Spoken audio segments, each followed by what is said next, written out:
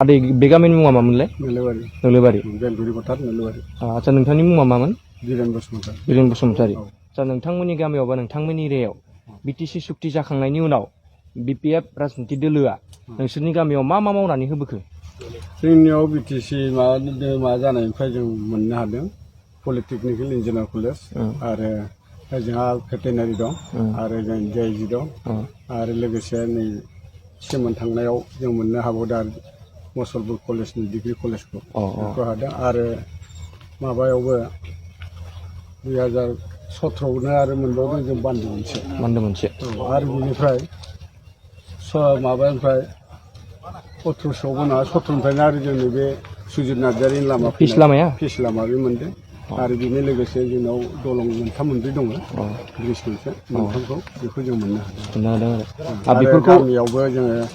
बेखौ मोननो हादों 5 लाखनि मोनसे स्क्रिन बेखौबो जोङो आर्ट फिलिं मोननो हादों बे आर्ट फिलिं आरो अल बाउन्डारि फेन्सिं मोनदों बेखिनिखौ मोनदों आरो मोनसे मोनबावबाय जोंनो दा गोदानै बे मा होनोमोन दंफां एन्ड्रेखानि दंफां गायनाय प्लेन्टेसन बेखौबो जों दा 7 बिगाखौ मावनो हादों गायना दोनदों माने गायबायानो आदसा आदै बेफोर बुस्थुखौ दि बेफोर डेभेलपमेन्टनि जिखिनि खामानि नोंथांमोननि गामियाव मोनबोदों बेफोरखौ बिपिएफ सरकारनि बारग' इएम अनसुमै सारानो रायलायनानै होनाय बा हेफाजाब होनायनि गेजेरजों मावनानै होदों आरोना बेफोर गासैनिफ्राय मोनदों आरो किसु जोंहा आवगायनि एमएलए दंमोन ना माबा पिटिसर बसुमतारीया बेबो किसु मावलांदों बेखौ खामानिखौ बिसिनिफ्राय जों मोननो हादों आरो गासिबो जिखिनि मोनबोदों बा जिखिनि डेभेलपमेन्टनि खामानि जाबोदों बेफोर सब बिपिएफनि राजनिति दोलो हान्जायानो होनाय आरोना दस्रा गैया आरोना बेनिफ्रायनो मोनबोजोबनाय आरो आदसा नोंथांमोना बेफोर डेभेलपमेन्टनि खामानिखौ नुनानै बा माखासे हान्था मेला बा दलं सलंखौ मोननानै जोबोद माने मोजां जादों आरोना गामियाव गासै गामियानो महिलायानो जा सुबानो जा आरो जोंनि बोराइ गामियाफ्रानो जा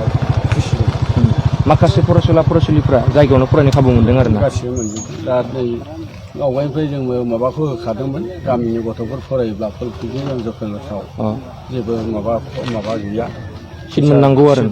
बेखौबो दंखायो आरोना होदोंबो देग्लाय सानै मोनदों ना बेखौ गावसोरनो माबायानो पलिटेकनिक इन्जिनियार कलेजनि माबा हेडआनो प्रिन्सिपालानो बेखौ माबा खादों आरो मोनसे आसनि लाबावदोंमोन एसे गथ'फोर सोरबा फरायनो दंब्ला डिग्रिफोर फरायनाय जोंनिफ्राय सुबिदा मोनो जोंनावनो बिसोर लायोबानो जों फोरोंफैगोन होननाबो आरो बोसोराव जों माबायो नालाय बै मेट्रिक पास जानायफोरखौ जोङो माबायो बेयावबो गावसोरबो बरायनायाव थांफादों आरो जोंनि जिथु बरायनाय गावसोरबो बे गथ'फोरखौ कलेजाव लाबोनानै बरायबावो बेफोरथ' बिराद मोजां खामानि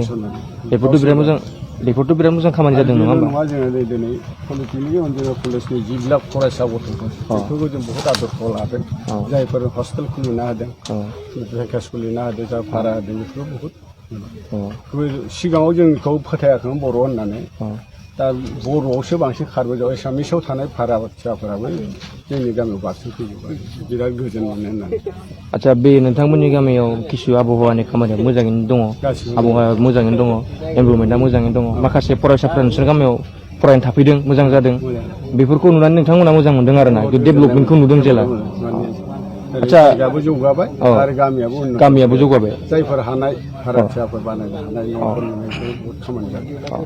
आदसा बेफोरखौ डेभेलपमेन्टखौ नुनानै नोंथाङा माबायदि मोनदों डेभेलपमेन्टआथ' जोंनि थाखाय बयनिबो थाखाय मोजां बे अकल जों बर'निल' नङा एरियानि मोनसे माबायानो जाबाय बयनिबो डेभेलपमेन्टआ मोजां बेयाव खुनु जाथिनि माबा गैया बिपिएफ सरकारा जि मावदों जि हायो मावदों बे मोजांखौनो मावगासिनो दं नाथाय जोंनाव आरो माखासे आद्रा दंबावो जेनेबा पलिटेकनिकआव जेरै हस्टेलनि आद्रा बाउन्डारि बेबायदि दंबावो आरो थिग बेबायदिनो जोंनाव डिग्री कलेजआ फैदोंब्लाबो जों दा कारज'करि जाथ'वाखै जों जानायखौ नुवाखै ग्रेन्डखौ नुबाय बिल्डिं नुबाय दा कारज'करि जानो बाखि दङ डिग्री कलेजआ आरो माखासे जोंनो बेल' नङा जोंनो आरो नांबावगौ गामि बिथोरावबो जा माखासे माबा लामानि एसे प्रब्लेम जायो अखा हाबा गारि मटर सालायनो थांलाय फैलाय जों नङा बेखौ लासैनो नाजानांगोन जों रायजोआबो सहयोग होनांगोन गाबख'नाय बिख'नायनि गेजेरजों बेखौ जों लासैनो लाबोनो नाजागोन आरो आदसा बेफोर डेभेलपमेन्टआथ' नोंथांमोननि गामियाव जानानै थांबाय आदसा फैबाय थानाय इलेक्सनाव नोंथाङा बे बिटिसि इलेक्सनाव बे नोंथांमोननि एरियायाव बिटिसि एलेकायाव गोलैनाय माखासे राजनिति दोलो दं नङा होमबा बे राजनिति दोलोफोरनि गेजेराव नोंथाङा माबे मोनसे दोलोखौ जि देरहासार जानो लुबैयो दासिम जाय सरकारा बा जाय माबाया जोंनि बिटिसियाव जाय डेभेलप खामानि मावगासिनो दं अनलि बिपिएफआल' मावगासिनो दं गतिके जों बिसिनि अनगायै जों बारगा जों जेबो साननो हाया आरो बिथांमोनानो जि जाजानो लुबैयो आरोना आच्छा दा नोंथांमोननि एरियायाव गोलैनाय एक्स इएम नै अनसुमै खुंगुर सार आरो बिथांजों लोगोसे दंबोयो राकेश ब्रह्म बिथांमोना एबार इलेक्सन गेलेगोन बिथांमोन सानैनि गेजेराव नोंथाङा सोर सासेखौ माने देरहासार जानो लुबैयो अनसुमै सारखौ देरहासार जानो लुबैयो लोगोसे गोजौआवबो जों हाग्रामाखौ जों आसा खालामो आच्छा नोंथांमोनजों सावरायलायनाय गोजोननाय थाबाय नोंथांमोना नोंथांमोननि किसु हाबिलाखौ बुंनानै होबाय किसु डेभेलपमेन्टनि बागै बुंनानै होबाय नुबाय खोनासंनो मोननानै गोजोननाय थाबाय